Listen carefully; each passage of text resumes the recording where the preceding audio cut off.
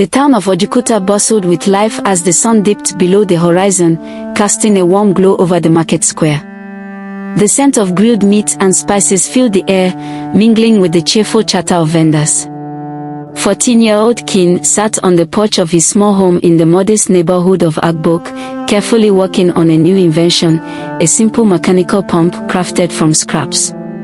He dreamed of one day becoming an inventor, someone who could create solutions to transform his community. Kin, his younger sister, Nene, called as she rounded the corner. At 12 years old, Nene was fiercely determined and quick-witted, a trait that often got her out of trouble. She grinned as she approached. "What are you building now?" "Another one of your great ideas." Kin smiled, adjusting a gear on the pump. "You'll see. One day, this will make life easier for everyone. Maybe it'll even give Mama some rest." Their mother, Mama Chika, emerged from the house, her weary face brightening as she saw her children. Life had been hard since their father passed away, but Mama's resilience kept their family together. "Dinner's ready," she called. "Come eat before it gets cold." As they gathered around the table that evening, their small home filled with laughter and warmth. Mama told stories about their father, and Nene teased Kin about his inventions. For a moment, it felt as if their worries had melted away. But life in Ojikuta was far from perfect. The wealthy merchants controlled the town's trade and wielded their influence like weapons. One of them, Erola, was the most powerful. His mansion loomed over the outskirts of the town, a symbol of wealth and authority. That night, as Kin drifted off to sleep, he couldn't have imagined how quickly their world would change. By morning, the vibrant streets of Ojikuta would be gripped by fear and suspicion, and his name would be at the center of it all. The streets of Ojikuta were in chaos the morning Kin's life was forever altered. Word spread quickly through the town that Erola, the influential merchant who controlled much of the town's trade, had been found dead. His mansion, usually a place of splendor and prosperity, was now a crime scene. The rich merchant's body was discovered in his opulent compound, brutally murdered, and several valuable items were missing. The news hit Agbok like a thunderclap. Kin was out on an errand with Nene when they heard the gossip swirling around the market. They stopped near a gathering of locals, whispering anxiously about Erola's violent end. The whole town was in an uproar. Justice was demanded. But for Kin, something felt wrong about the entire situation. The merchants, eager to avoid scandal, insisted on swift justice. The police wasted no time pointing fingers. Kin, known as one of the few boys from Agbok who dared to venture near the rich merchants' homes, was an easy target. The whispers soon became accusations. Doro, a neighbor who had once been friendly but who had always harbored resentment toward Kin, suddenly remembered something. He claimed to have seen Kin running from Erola's estate the night before. The story spread like wildfire. Kin was accused of murder, and the authorities, led by the corrupt officer Bashiru, wasted no time arresting him. Despite his protest of innocence, no one believed him. Doro's words seemed to hold more weight than Kin's truth, and the elite merchants, led by Kasimo, demanded Kin be made an example. As Kin was dragged away from his family, he could hear Nene's desperate cries. But the wheels of corruption had already begun to turn. The trial was swift and unjust, a mere formality designed to silence any doubts about Kin's guilt. The town square, usually a place of market stalls and laughter, had transformed into a courtroom, with a hasty gathering of townspeople looking for answers.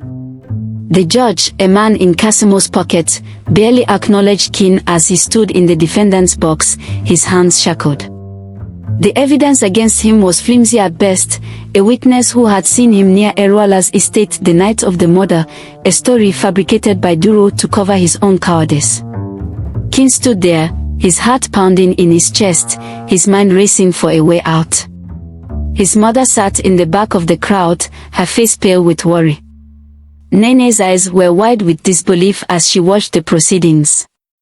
They all knew the truth, that Kin was innocent, but the system was rigged, and there was no chance for justice in a town controlled by Kasemo and his allies. The trial moved quickly, with Duro's testimony painted as undeniable truth. Kin's defense, a brief statement from a local elder, was quickly dismissed. The judge, a man named Judge Okoro, delivered the sentence without hesitation. Kin Mocheri Kuria, he intoned, his voice cold and detached, "You are hereby sentenced to serve time in the Ekuta Juvenile Center for the murder of Erola." The words hit Kin like a physical blow. His stomach twisted in disbelief as he was led away. His family's cries were drowned out by the murmurs of the crowd, many of whom had already made up their minds. Kasemo's influence had ensured the conviction. The corrupt system had claimed another victim. Nene's gaze met Kin's as he was dragged away, her eyes filled with a promise she would find a way to clear his name.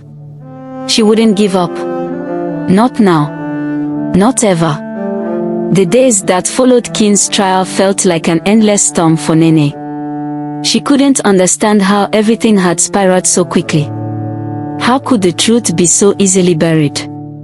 Her brother, the kind-hearted boy who dreamed of inventing things to make life better, was now locked away in Ekuta Juvenile Center, a place known for its cruelty and harsh conditions. Nene sat in their small home, staring at the worn-out floorboards, her mind racing. She couldn't accept that Kin, her brother, had been taken away unjustly. He wasn't a murderer. She knew him too well, he could never harm anyone, least of all Erola. The more she thought about it, the clearer it became, someone was lying, and she needed to find out who. Determined to uncover the truth, Nene began asking questions around Agbok. At first, people were reluctant to speak, afraid of the powerful merchants who controlled the town.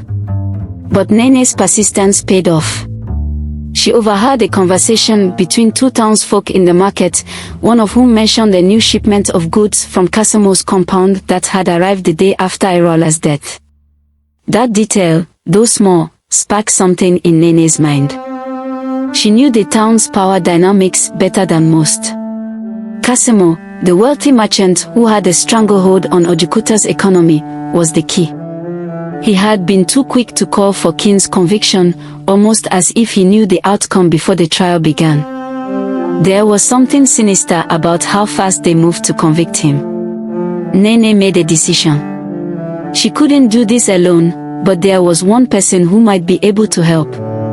She had heard whispers of Zubairu, a lawyer who had once fought against the corrupt system before retreating into seclusion. With no time to lose, Nene set out to find him.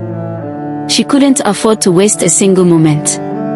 Nene's search for Zubairu led her to the edge of Ojukuta, past the bustling market and the worn-down homes of Agbok. The path grew narrow, the streets quieter, until the town's edges gave way to the thick Ugudu forest. The dense canopy above blocked out much of the sunlight, and the further she walked, the more she felt the weight of isolation settle around her. After hours of searching, Nene finally found him.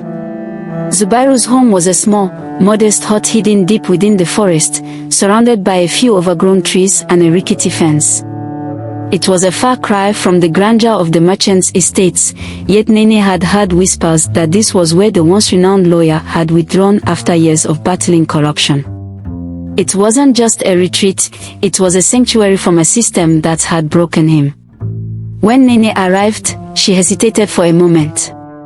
The door was ajar, but the house was eerily quiet. She knocked softly, and a moment later, Zubairu appeared in the doorway, his face weathered, his eyes guarded. There was a heaviness about him, a burden of someone who had seen too much. "I need your help," Nene said, her voice steady despite the fear knotting in her stomach. "My brother, Kin, has been wrongly accused of murder. I know he didn't do it, but no one is listening." Zubairu studied her for a moment. He had heard of the case, of course, but had long since sworn off getting involved in the town's affairs. Yet there was something in Nene's eyes, a fire that reminded him of his own fight for justice years ago. "You've got courage," Zubairu said quietly. "And that's what we need. Let's find the truth." And just like that, an unlikely alliance was formed. Nene's resolve and Zubairu's legal expertise would be the key to exposing the corruption that had entangled her brother in this web of lies. The next few days were a blur of planning and quiet conversations. Nene and Zubairu moved quickly, carefully, knowing that the more attention they drew, the more dangerous their mission would become. It wasn't just about clearing Kin's name anymore, it was about taking down the corrupt system that had entrapped him. Zubairu had connections, former colleagues who still worked in the shadows, quietly gathering information despite the growing risks. His contacts told him that Kasemo and the other merchants who had pushed for Kin's conviction had been more involved in Erola's murder than anyone realized. But proving it would take more than just words, it would require evidence, real proof that the town's elite had orchestrated the crime. Zubairu led Nene to a small, hidden safe house deep in Ugudu forest, where they could plan their next move without being seen. The cabin was simple, tucked away from the prying eyes of Kasemo's enforcers. Inside, a small table was cluttered with maps, notes, and documents, each one a piece of the puzzle they were trying to solve. Nene sat down at the table, her mind racing. She couldn't stop thinking about her brother, locked away in Ikuta Juvenile Center, awaiting a future that seemed more uncertain with each passing day. But she couldn't afford to let despair take hold, not when there was a chance to expose the truth. "We need to get to the records," Zubairu said, his voice low as he reviewed a map of the merchant district. "There's a safe at Kasemo's estate. Inside, there's documentation that will link him to the murder. We get those records, we have our proof." Nene nodded, the weight of their mission settling heavily on her shoulders. They had a long way to go, but for the first time, she felt a glimmer of hope. They could do this. They had to.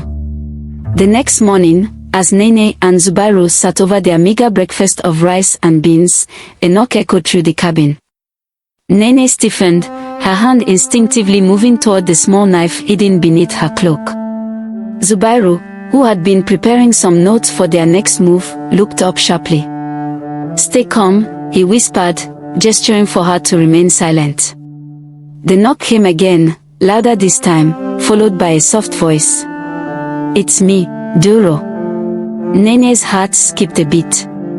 Duro, our former neighbor, had been the one to accuse Kin at the trial, and his testimony had been crucial in sending him to Ikuta Juvenile Center. She couldn't forget the betrayal, but she also knew that the town's corrupt system had a way of forcing people's hands. Zubairu stood up, cautiously moving to the door. He opened it just a crack, peering out into the forest-shadowed expanse. "What do you want?" he asked, his tone wary. Duro hesitated before stepping forward. He looked over his shoulder, then lowered his voice.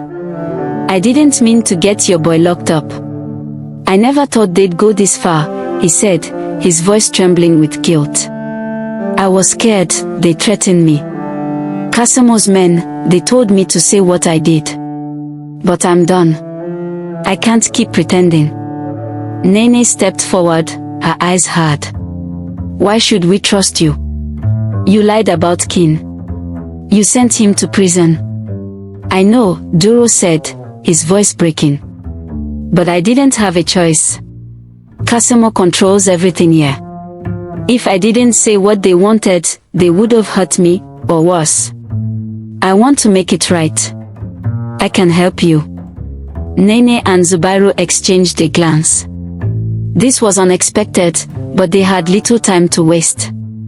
Duro had become an unwilling pawn in Kasemo's game, but perhaps he could now be their key to exposing the truth.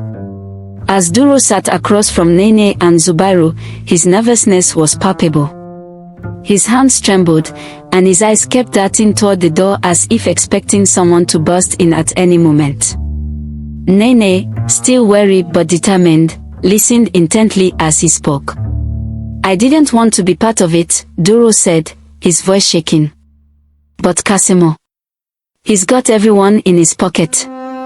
After Erala was killed, they needed someone to take the blame, and they chose Kin because of his background, because he's from Agbok. He was an easy target. Duro paused, taking a deep breath. But I'm done with them. I'll help you, Nene. I'll tell you everything I know. Zubairu leaned forward, his eyes narrowed with focus. We'll need evidence, Duro. Something solid to prove that Kasemo orchestrated the murder. Without that, the authorities would dismiss your confession as just another attempt to save your skin. Duro nodded vigorously. There's a safe at Kasemo's estate. It holds records, files, letters, things that tie him to the murder. It's well guarded, but I can get you inside. I know the layout of the house, the security systems. I've been there enough times. Nene's heart raced. This was the break they needed, the key to proving Kin's innocence. But getting into Kasemo's estate wouldn't be easy. The mansion was surrounded by high walls and armed guards, and Kasemo's enforcers were always vigilant. One wrong move could cost them everything. We'll need to move fast, Zubairu said, studying the map of the estate Duro had provided. Tonight, we'll make our move. The longer we wait, the more dangerous it becomes. Nene felt a surge of determination. They were closer than ever, and no matter the risks, she was ready. It was time to expose the truth and bring her brother home. That evening, as the sun dipped below the horizon and the last whispers of daylight faded, Nene, Zubairu, and Duro set out toward Kasemo's estate. The air was thick with tension, and every step they took felt heavier than the last. Zubairu had insisted on keeping their number small. Any more people and the risk of detection would be too great. Just the three of them, armed with only a plan, a map, and Duro's knowledge of the estate, would infiltrate the heart of Kasemo's empire.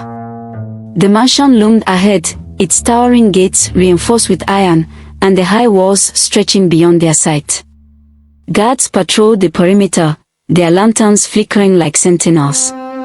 Kasemo's estate wasn't just a home, it was a fortress.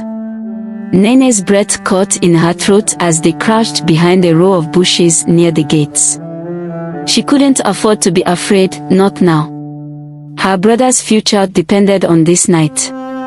If they succeeded, they could clear his name and expose the corruption eating away at Ojukuta's heart. We'll use the alley behind the house to get in, Duro whispered, his voice barely audible. There's a small door at the back, usually left unlocked. I've used it before. Zubairu nodded. We go in quickly, quietly. No mistakes. Nene's hands were clammy as she followed Duro's lead, moving as silently as possible, staying low to the ground.